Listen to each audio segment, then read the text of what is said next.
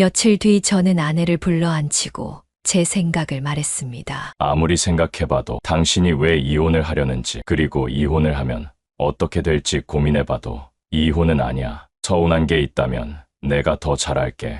이혼 이야기는 안 꺼냈으면 좋겠어. 왜 이혼하면 안 되는데? 내가 원한다는데 당신은 그것도 못 해줘. 내가 돈도 필요 없다고 그랬잖아. 내가 돈 때문에 이러는 것 같아? 도대체 이혼하고 나서 우리 아이들을 어떻게 보려고 그래? 내가 뭘 잘못했는지 모르겠지만 그건 차차 내가 고쳐나갈게.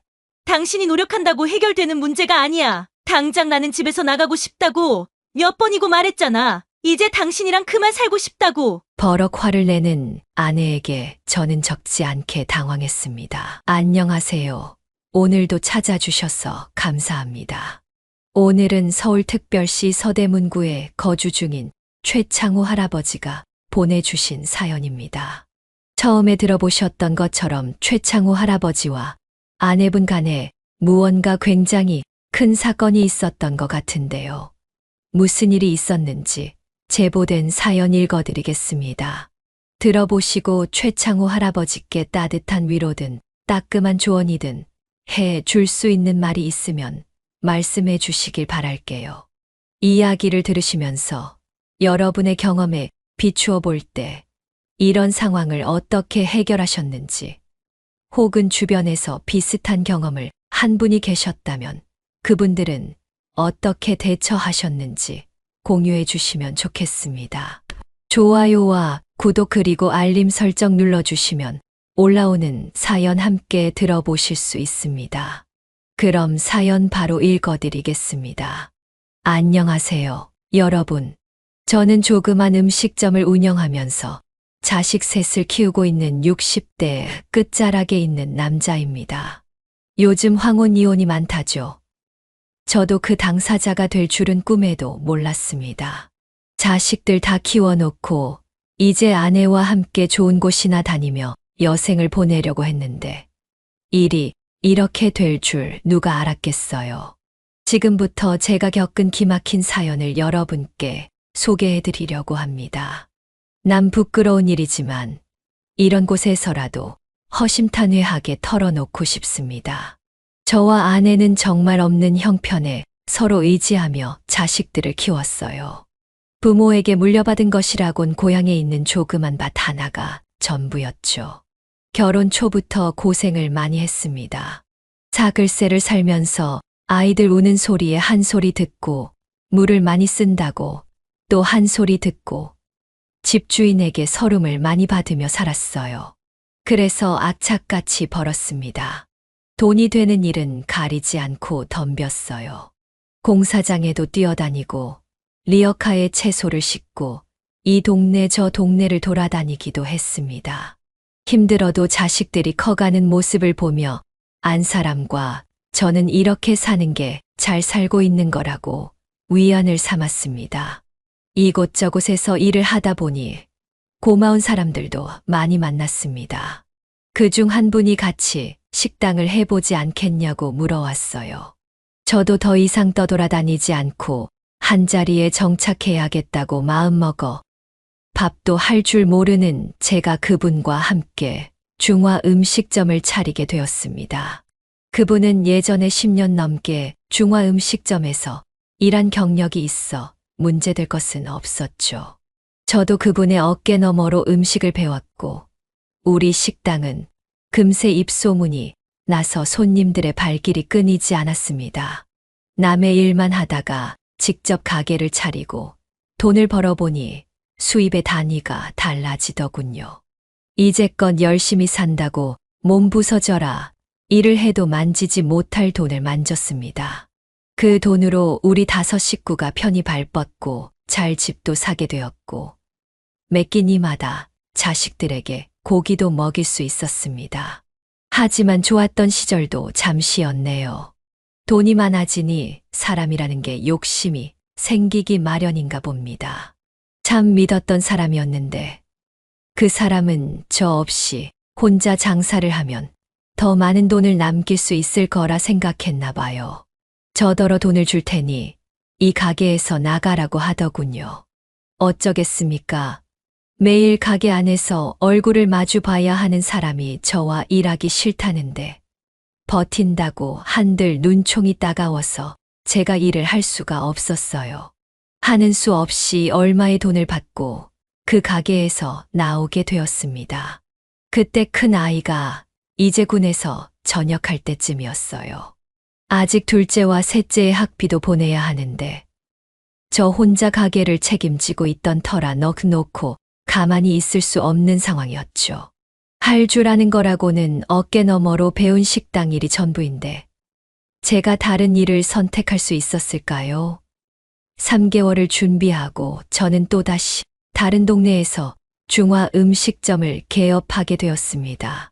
두 번째라 쉽게만 생각했었는데 세상 일이 녹록지 않더군요. 찾아오는 손님도 없어 가게 안은 파리만 날아다니고 몇 개월이 지나 직원들 월급도 챙겨주지 못하는 못난 사장이 되어 있더군요. 결국 평생 집에서 살림만 하던 아내도 지인의 마트에 나가 돈을 벌어오기 시작했습니다. 손님이 없으니 자연히 그동안 모아둔 돈을 조금씩 갉아먹으며 하루하루 가게 문을 열고 있었죠. 1년이 지나자 드디어 파리만 날리던 가게에도 조금씩 손님들이 모여들기 시작했어요. 이전 가게만큼 상황은 아니었지만 그럭저럭 아끼면 5 식구가 먹고 살 만큼은 벌기 시작했고 전체적으로 일을 담당할 매니저까지 둘 정도로 여유가 생겼습니다.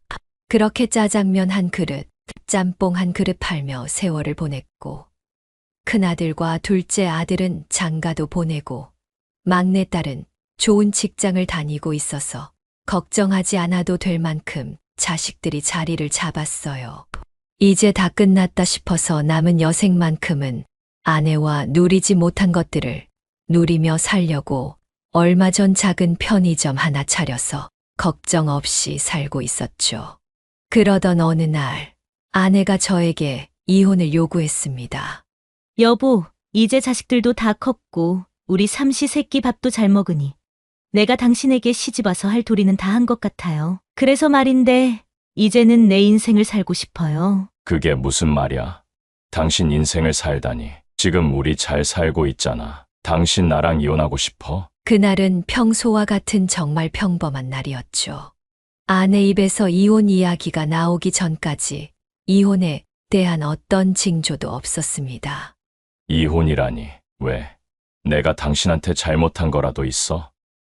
없어. 당신은 참 성실하고 좋은 아버지야. 그런데 좋은 남편은 아니었지. 그래서 난 이혼하고 싶어. 내가 외간 여자와 바람을 피웠냐? 당신을 못 살게 굴었냐?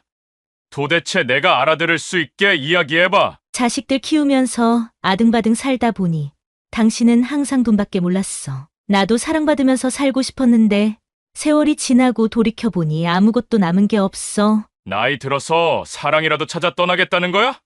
정신 차려. 이제야 고생이 끝났는데 이혼이라니 절대 안 돼. 자식들은 어떻게 보려고 그래? 평생 자식들 생각하며 살았는데 이제부터는 그렇게 안 살 거야. 나만 생각하며 살 거야. 제발 이혼해줘. 위자료 그런 거 필요 없으니 몸만 나가게 해줘. 나이가 들어 돌이켜보니 남은 게 아무것도 없다는 아내는 돈도 필요 없다면서 이혼만 해달라고 제게 빌었습니다.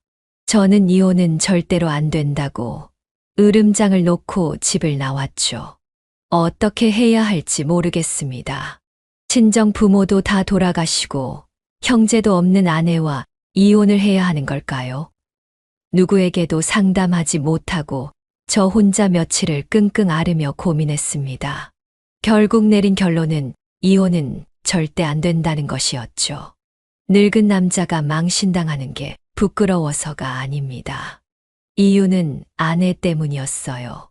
친정 부모님도 돌아가시고 형제자매도 없이 외동인 아내는 저와 이혼하면 갈 곳이 없는 사람입니다. 더욱이 생판남이라도 세월이 쌓이면 정이 쌓이는데 아내와 저는 자그마치 40년이 넘는 시간 동안 함께 힘든 일, 더러운 일 다 겪으며 동고동락했어요. 어떻게 하루아침에 남남이 될 수 있겠어요? 자식들 문제도 마찬가지입니다. 우리 막내딸 아직 시집도 못 갔는데 부모가 이혼했다는 사실로 받을 상처가 무섭습니다. 제 생각으로는 이혼을 하면 안 되는 이유가 수만 가지라 아내의 이혼 요구를 받아들일 수 없었어요. 며칠 뒤 저는 아내를 불러 앉히고 제 생각을 말했습니다. 아무리 생각해봐도 당신이 왜 이혼을 하려는지, 그리고 이혼을 하면 어떻게 될지 고민해봐도 이혼은 아니야. 서운한 게 있다면 내가 더 잘할게. 이혼 이야기는 안 꺼냈으면 좋겠어. 왜 이혼하면 안 되는데? 내가 원한다는데 당신은 그것도 못 해줘. 내가 돈도 필요 없다고 그랬잖아. 내가 돈 때문에 이러는 것 같아? 도대체 이혼하고 나서 우리 아이들을 어떻게 보려고 그래? 내가 뭘 잘못했는지 모르겠지만 그건 차차 내가 고쳐나갈게. 당신이 노력한다고 해결되는 문제가 아니야. 당장 나는 집에서 나가고 싶다고 몇 번이고 말했잖아. 이제 당신이랑 그만 살고 싶다고. 버럭 화를 내는 아내에게 저는 적지 않게 당황했습니다. 대관절, 도대체 이 집에서 이렇게 나가려는 이유가 뭐야? 가슴이 허전해서 그게 말이 된다고 생각해? 내가 이해할 수 있게 해줘. 그래야 나도 고민을 하지. 같이 있고 싶은 남자가 생겼어. 커다란 돌덩이가 머리 위로 떨어진 기분이었습니다. 남자라니? 당신 지금 무슨 소리를 하는 거야? 그동안 당신을 존중했으니까 솔직하게 말할게. 나 얼마 전부터 좋은 사람과 만나기 시작했어. 그 사람이랑 함께 있고 싶어. 누구야? 내가 아는 사람이야? 도대체 당신 정신이 있는 사람이야, 없는 사람이야? 참 부끄러워서 말도 못하겠네. 그 자식 당장 데려와. 아내가 이 정도까지 말했으면 이제 그만 이혼해주라. 당신은 남자로서 창피하지도 않아? 마누라한테 이런 소리까지 들으면서 살고 싶냐고. 기가 막혀서 이혼 같은 소리 안 해? 너네들 불륜이야. 불륜. 평생 남들 손가락질이나 받도록 내가 이혼은 절대 안 해줄 거야. 아내에게 소리를 지르고 집을 나와 집 앞 계단에 앉아 있으니 정말 비참한 기분이 들더라고요. 자식들에게 이 이야기를 해야 할지, 내가 인생을 잘못 산 걸까? 그 남자는 대체 누구지? 온갖 생각들이 꼬리에 꼬리를 물어 머릿속을 맴돌았습니다.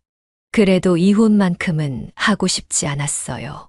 천천히 아내와 이야기를 하면서 풀어가면 이 문제도 여태껏 힘든 일을 겪어왔던 우리 부부에게 아무 일도 아닐 거라고 생각했습니다. 이혼을 거절한 뒤 아내는 180도 사람이 달라졌어요. 여태껏 제가 알던 아내가 아니었죠. 집안에서 제게 노골적으로 이혼이라는 말을 입에 달고 살았습니다. 우리 막내딸이 들을까 겁이 나서 저는 집안에서 함부로 얘기하지 못했는데 아내는 딸이 듣든 말든 상관도 없이 밥상에서도 거실에서도 이혼을 요구했어요. 왜 이혼을 안 해주는 건데? 내가 하는 말이 그냥 장난으로 하는 말 같아? 이혼해달라고.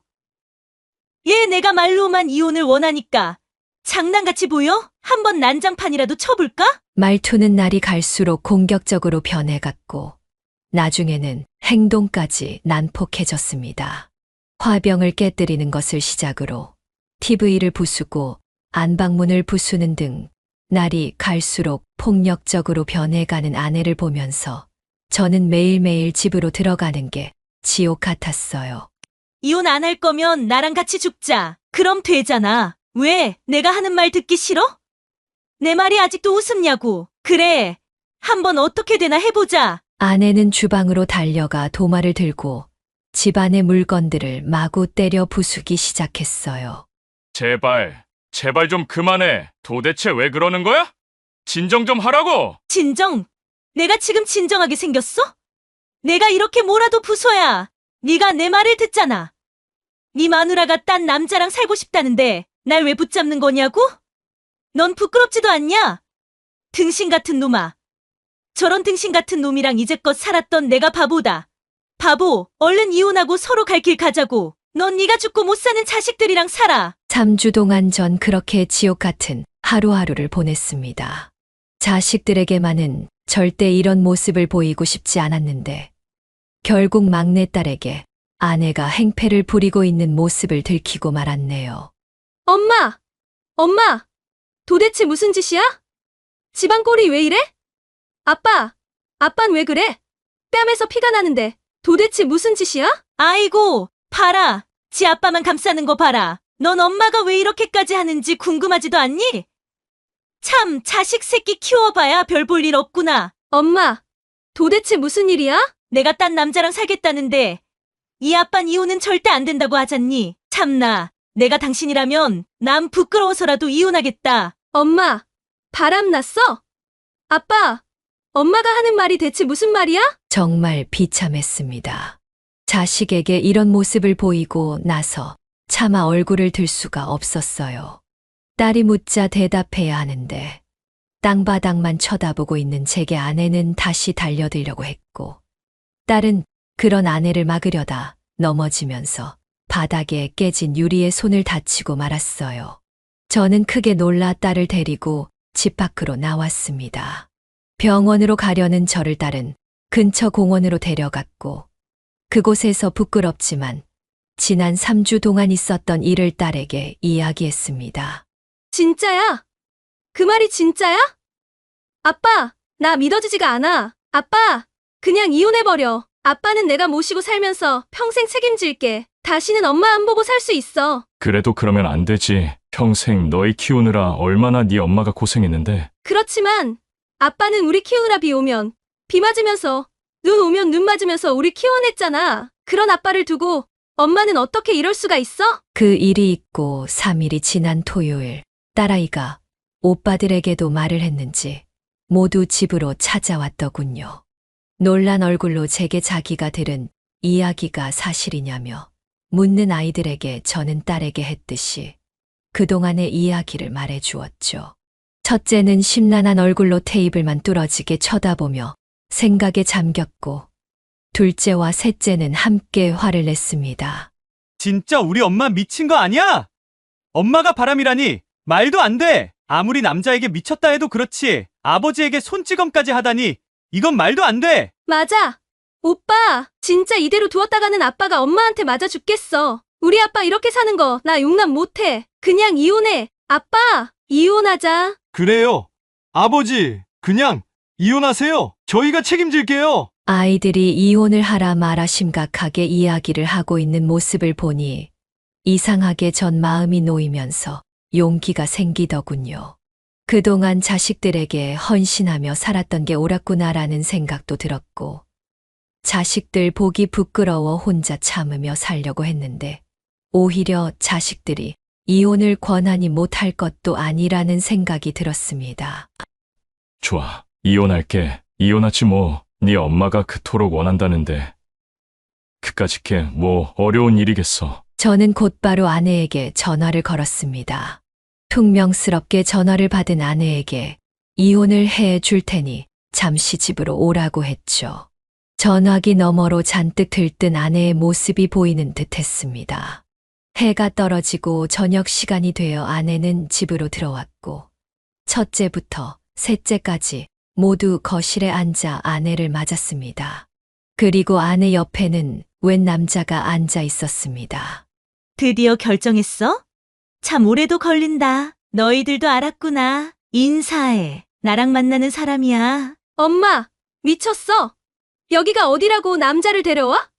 진짜 엄마 미쳐도 단단히 미쳤구나. 말 조심해. 평생 너희들 키우면서 허비한 지난 세월을 생각하면 아까워서 잠을 못 잘 지경이야. 그리고 너희들 지금처럼 멀쩡하게 다 키웠는데 이 정도면 엄마로서 할 일은 다 한 거 아니니? 저는 아내 옆에 있는 남자를 유심히 보았습니다. 낯이 익은 얼굴이었지만 도통 생각이 나지 않았습니다. 아내와 남자는 거실로 들어와 자리에 털썩 앉고는 이혼 서류를 내밀었습니다. 도장 찍자. 이거 쓰고 법원에 제출하면 끝이래. 그리고 내 짐은 오늘 가져갈게. 그동안 아이들 키우느라 고생했고 당신도 남은 날들 잘 지내길 바래. 그렇게 아내는 말하고 떠나갔습니다. 이혼을 결심하고 나니 아내의 빈자리가 느껴져 밤마다 친구들과 술 한잔 기울이는 게 낙이었습니다. 그날도 제가 예전에 중화 음식점을 했을 때 가게 매니저를 했던 친구와 술자리를 갖게 되었어요. 저는 이혼 이야기는 한마디도 꺼내지 않고 그동안 어떻게 지냈는지 예전 장사할 때 있었던 일들을 안주 삼아 술을 마셨죠. 형님, 기억나세요? 예전에 우리 가게에서 일하겠다면서 들어온 꼴통 하나 있었잖아요. 걔는 잘 지내려나 모르겠네. 진짜 꼴통이었는데 누구? 우리 가게에 그런 애도 있었나? 왜 있잖아요. 본인이 돈 없어서 열심히 일하겠다고 들어와서는 한 달도 안 돼서 경찰한테 붙잡혀간 놈. 저는 그때 그 놈이 문득 떠오르며 정신이 번쩍 들었습니다. 배달하는 직원 한 명이 말도 없이 그만두는 바람에 새로 뽑았던 꼴통 직원 하나. 중화 음식점을 할 때니까 한참 전이었죠. 가게 매니저가 새로운 직원을 뽑았다고 해서 처음 인사를 했을 때 그 직원의 나이에 전 깜짝 놀랐습니다. 많아봐야 30대 후반일 것 같던 다른 직원들에 비해 그 놈은 40대 중반의 나이였으니까요. 결혼도 안 했고 자식도 없고 집도 없어서 저희 가게에서 먹고 자던 사람이었습니다. 그런데 일을 한 지 한 달도 안 돼서 경찰서에서 연락이 왔었죠. 여자 혼자 있는 집에 배달 가서 헬멧을 쓰고 훔칠 만한 물건을 훔쳐 나왔다고요. 저는 다른 실수는 눈 감아줄 수 있어도 범죄만큼은 그냥 넘어갈 수 없었습니다. 남의 물건을 훔치는 놈을 제가 뭘 믿고 함께 일할 수가 있겠어요? 실수라면서 빌던 그 녀석을 당장 잘라버렸죠.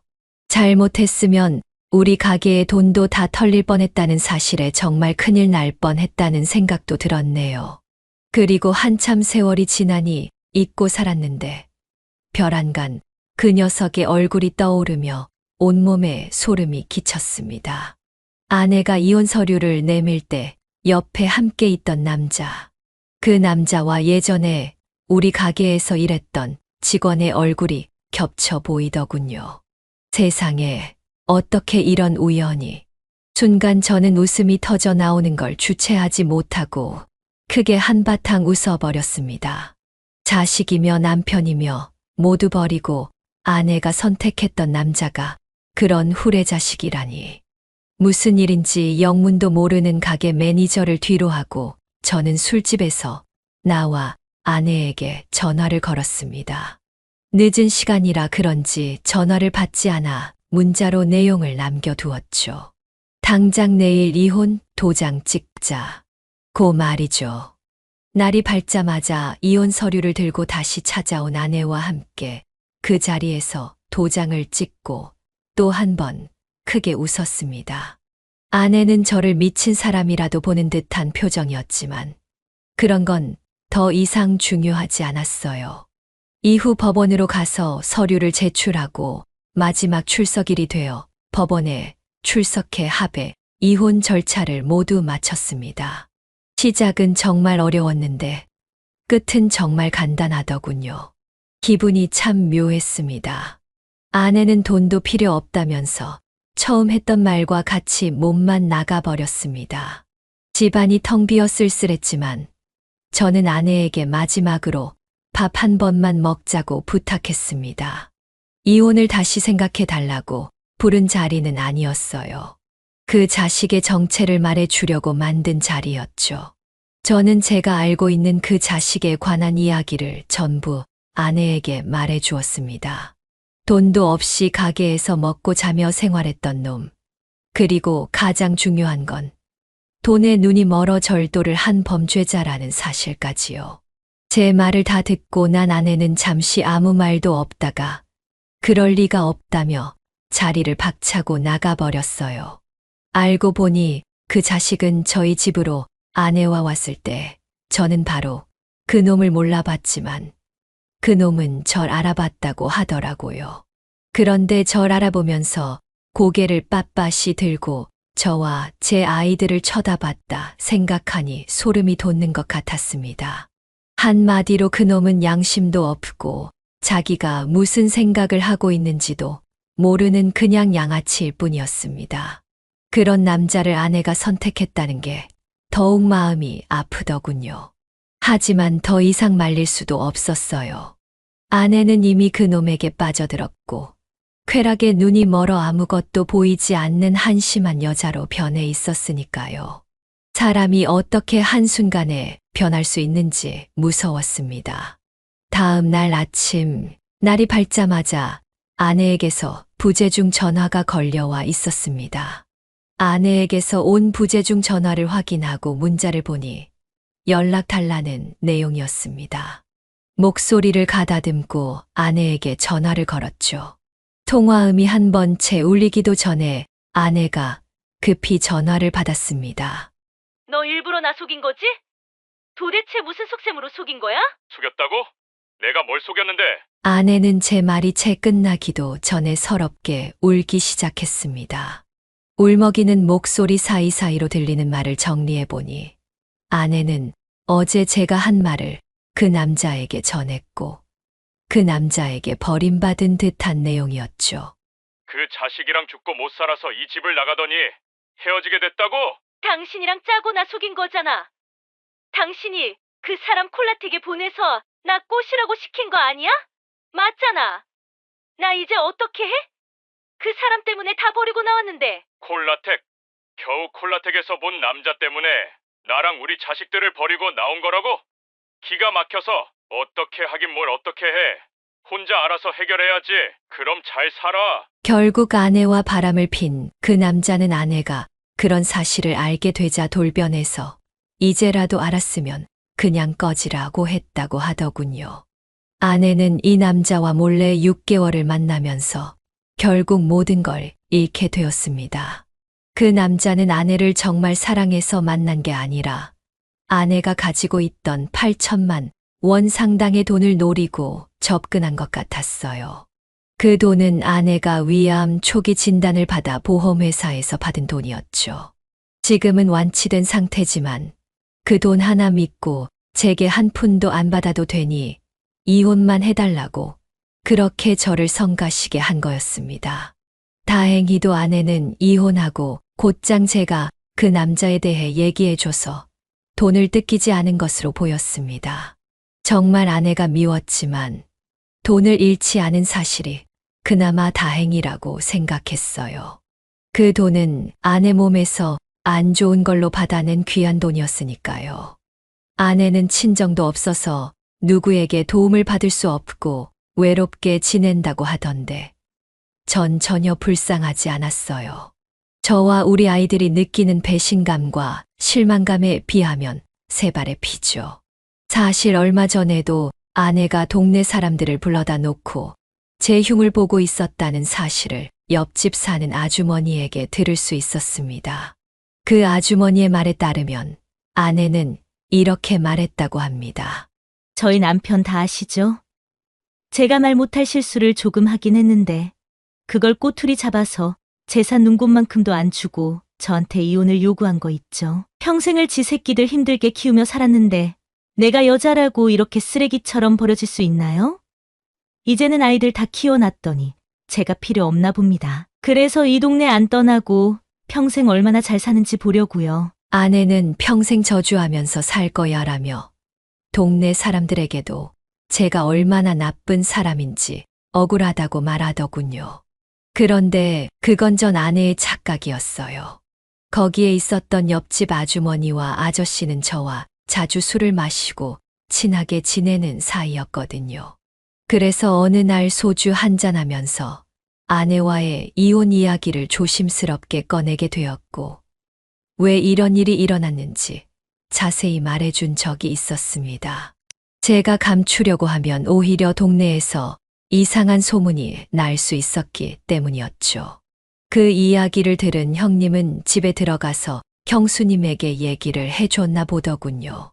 그래서 모든 사실을 알고 있는 형수님은 전 아내가 말도 안 되는 소리를 동네 사람들에게 짓거리는 걸 보고 듣다 못해 손에 들고 있던 사이다를 얼굴에 던져버렸다고 했습니다.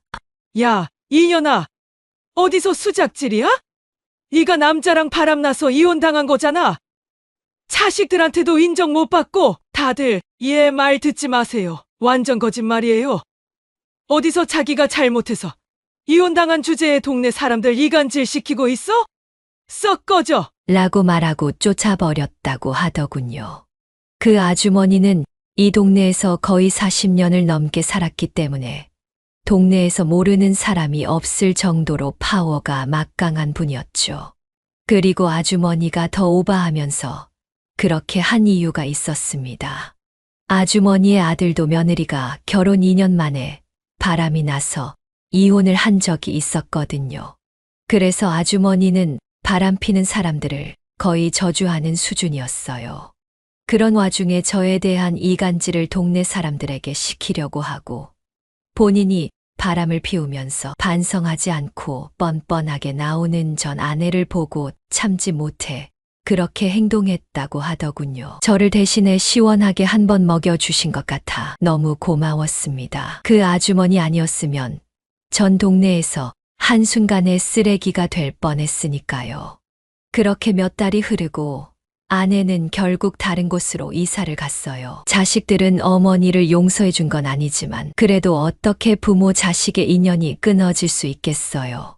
시간이 지나면서 조금씩 관계를 회복하고 있습니다. 예전만큼은 아니지만 자식들은 가끔 연락하고 왕래는 하고 있습니다. 물론 제게 그래도 되는지 조심스럽게 물어봐서 그러라고 했죠. 비록 아내가 황혼의 실수를 하긴 했지만 그동안 자식들을 어미로서 잘 키워준 건 분명한 사실이니까요. 자식들도 자라며 직접 겪었으니 어미에 대한 사랑은 아직 남아있을 테죠. 그래서 저는 자식들과 아내의 관계를 허락해 주었고 지금은 아내가 잘못을 뉘우치며 올바르게 살았으면 하는 것이 제 마지막 소망입니다. 자식들은 틈만 나면 엄마를 용서해주고 다시 합치라고 하지만 그거만큼은 저는 거절했습니다. 믿었던 사람에게 배신당한 충격이 너무 컸어요. 아내가 다른 남자와 부적절한 관계를 맺었던 걸 상상만 해도 지금도 잠이 오질 않습니다. 다시 합친다면 그 생각이 머릿속을 맴돌 것 같아서요.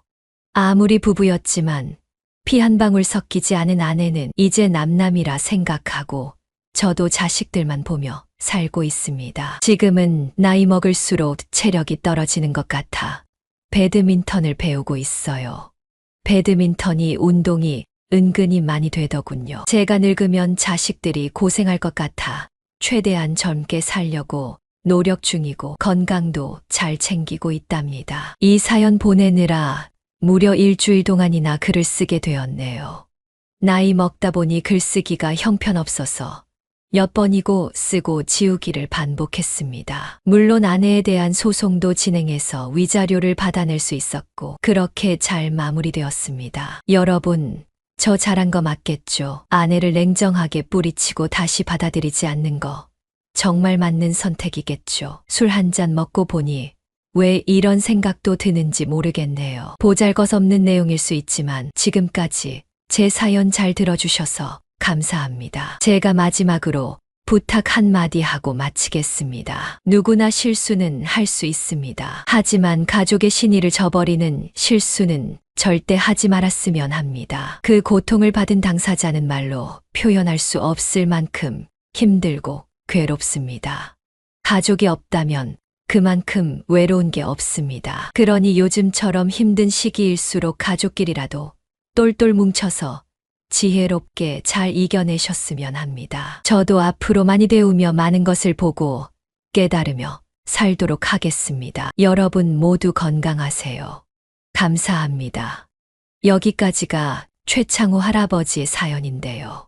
여러분은 어떻게 들으셨나요? 여기에는 또 인생 선배님들이 많이 계시기에 혹시 이런 사연을 겪은 선배님들이 있나 해서 제보해 주셨다고 하네요. 구독자 선생님들이 조언을 해주시기 전 제가 영상에서 한마디 최창호 할아버지께 말씀드려보자면 할아버지께서 하신 선택에 대해서 후회하지 않으셨으면 합니다. 많은 상처를 받으셨겠지만 꿋꿋하게 잘 이겨내시고 잘 살아가셨으면 좋겠습니다. 여러분의 생각은 어떠신가요? 이 사연은 최창호 할아버지가 보내신 사연으로 할아버지의 입장에서 작성되어서 할아버지께 유리하게 작성되었을 수도 있습니다. 같이 댓글로 의견 나누어 보았으면 합니다. 최창호 할아버지의 사연 영상이 주는 교훈이 유익하시다면 좋아요와 구독 그리고 다른 지인에게 공유 부탁드리며 저는 그럼 다음 사연에서 뵙겠습니다.